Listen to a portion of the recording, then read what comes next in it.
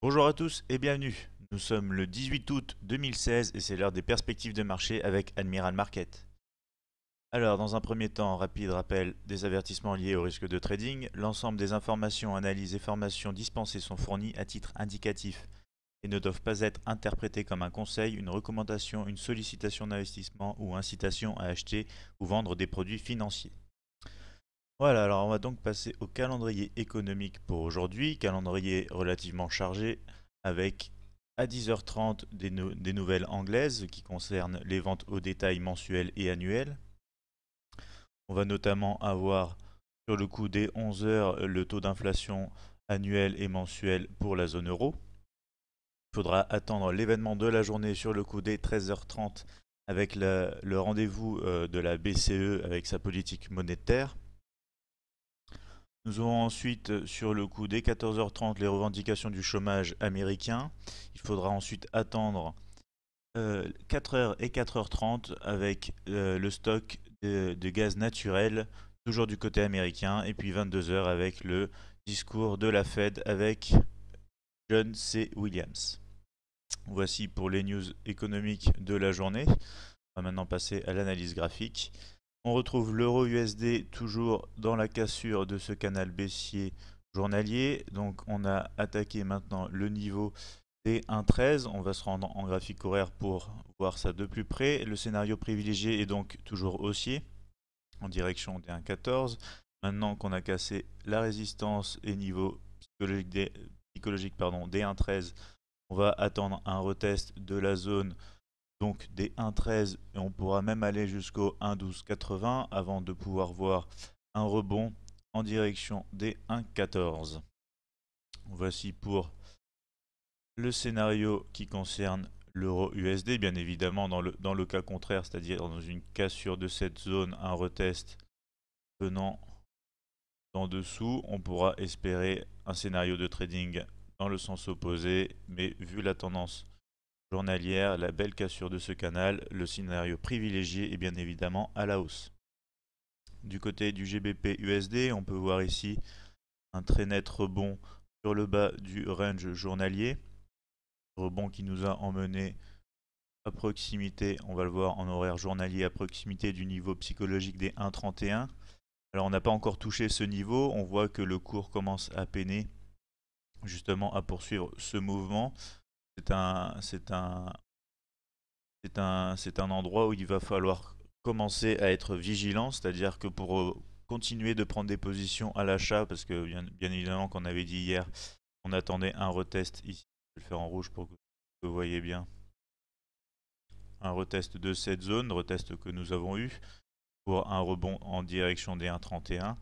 Les occasions de trading à l'heure actuelle sont relativement pauvres puisque le mouvement a déjà été enclenché, on se trouve près déjà de ce niveau psychologique, donc il faut rester vigilant, voir à l'approche de ce niveau comment réagit le cours avant de prendre toute décision de trading. Donc bien évidemment on se trouve quand même dans le range, dans le bas du range journalier, donc les opportunités de trading à la hausse sont quand même privilégiées. Après il faut bien se rappeler au niveau journalier, comme vous pouvez le voir ici, hein, le niveau des 1,31 est vraiment un niveau que vous voyez ici, qui a joué un rôle de support dans le passé, qui doit bien évidemment maintenant jouer un rôle de résistance. Donc restez vigilant à l'approche de ce niveau sur le GBP USD.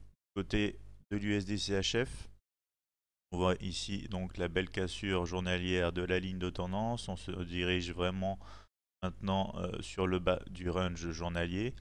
En H1, on a le scénario aussi attendu hier, c'est-à-dire un retest des 96,50 en direction donc du bas du range journalier.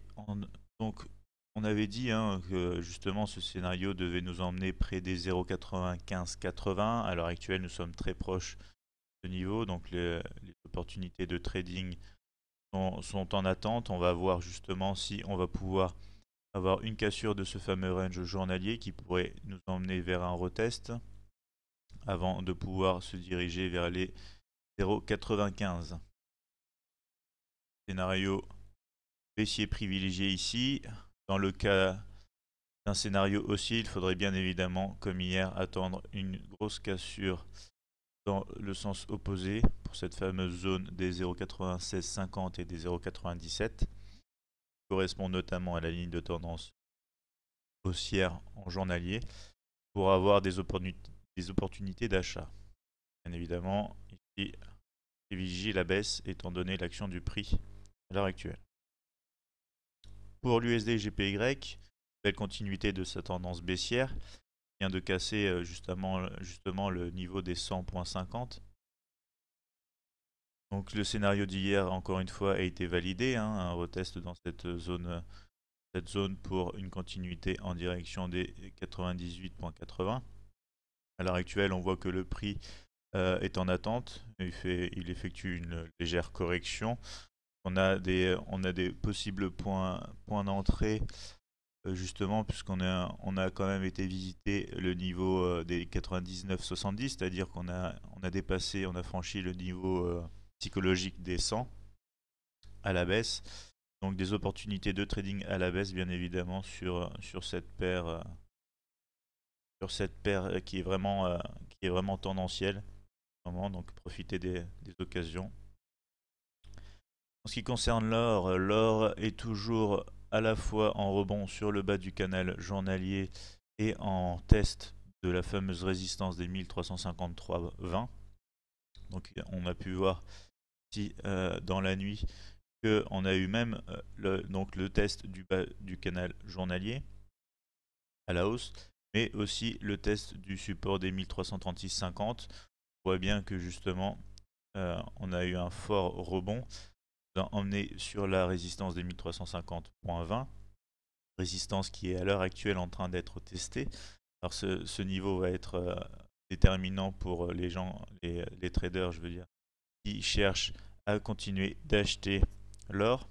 C'est-à-dire qu'on va attendre vraiment une cassure significative, un retest au-dessus de ce niveau pour pouvoir ensuite espérer continuer le mouvement haussier direction les 1366,80. Scénario privilégié ici, scénario haussier bien évidemment, suite au test du bas du canal et même du support. On doit vraiment normalement continuer à la hausse sur l'or. En ce qui concerne le Brent continue sa correction, on vient même de casser le niveau psychologique des 49. Donc toujours aucun signe de retournement du price action sur le graphique horaire. C'est-à-dire qu'on effectue toujours des points de plus en plus hauts. Donc suite à ce qu'on avait dit hier, hein, si jamais on se retrouvait face à une cassure du niveau psychologique des 49, un retest du niveau avant une continuité en direction des 51,50 est le scénario privilégié. Bien évidemment, dans le cas d'un retournement, c'est-à-dire on aurait une cassure du niveau des 48,30, on attendrait un retest du niveau compris donc entre les 48,30 et les fameux 49,0 avant de pouvoir aller chercher dans un premier temps le premier du coup support que je vais pouvoir maintenant mettre en vert puisque je ne joue plus le rôle de résistance. Et là on va pour le niveau des 49. C'est des niveaux qui jouent le rôle de support. Bien évidemment, une fois cassé, deviendrait à nouveau résistance et on pourrait aller chercher des profits sur les premiers supports, c'est-à-dire les 47,50, les 40. Scénario privilégié, scénario haussier, étant donné l'évolution du price action sur le graphique horaire et la cassure sur le graphique journalier du niveau des 49. Par la suite, on va voir le DAX 30. Voilà, le DAX 30 en graphique journalier, donc cassure toujours du canal baissier journalier.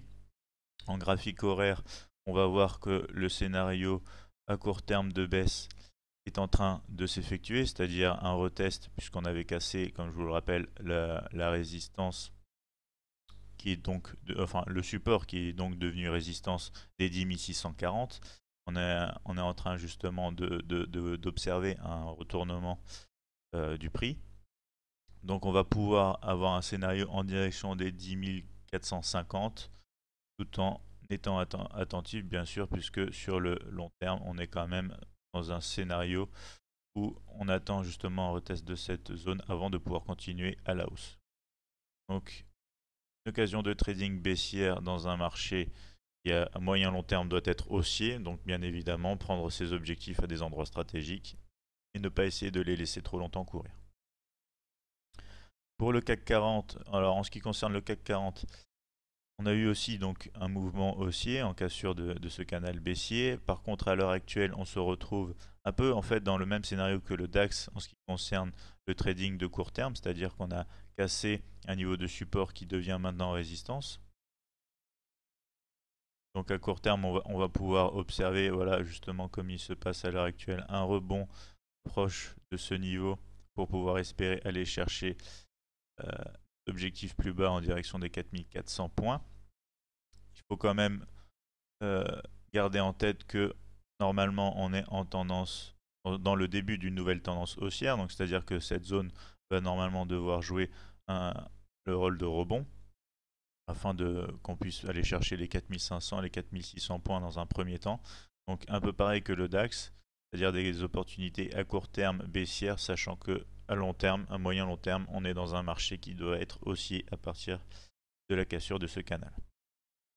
Pour le Dow Jones 30, on va voir toujours la poursuite de ce mouvement de tendance très fort au niveau journalier. On va voir que durant la fin de journée d'hier et la nuit, on a eu le test de support des 18 500.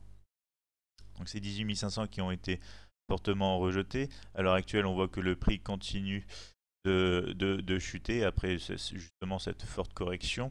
Pour les scénarios haussiers, on ne verrait que des possibilités au-dessus de cette fameuse résistance des 18 630, justement comme ceci. À l'heure actuelle, on peut aller chercher, tout en restant prudent, puisque comme vous avez pu le constater, on a une tendance haussière très très forte. On pourrait quand même aller chercher dans des opportunités de trading de court terme des objectifs sur le chemin des 18 500 points. Si jamais on voit une très grosse cassure aujourd'hui de ce fameux point comme fameux support, par exemple même un niveau inférieur aux 18 470 et un retest de cette zone compris donc entre les 18 470 et 18 500, on pourrait avoir par contre d'autres opportunités de shorter l'indice américain. Donc voici pour aujourd'hui, voici pour les perspectives de marché avec Admiral Market. Je vous remercie de votre attention. Je vous retrouve demain pour de nouvelles perspectives de marché. En attendant, passez une bonne journée et bon trading.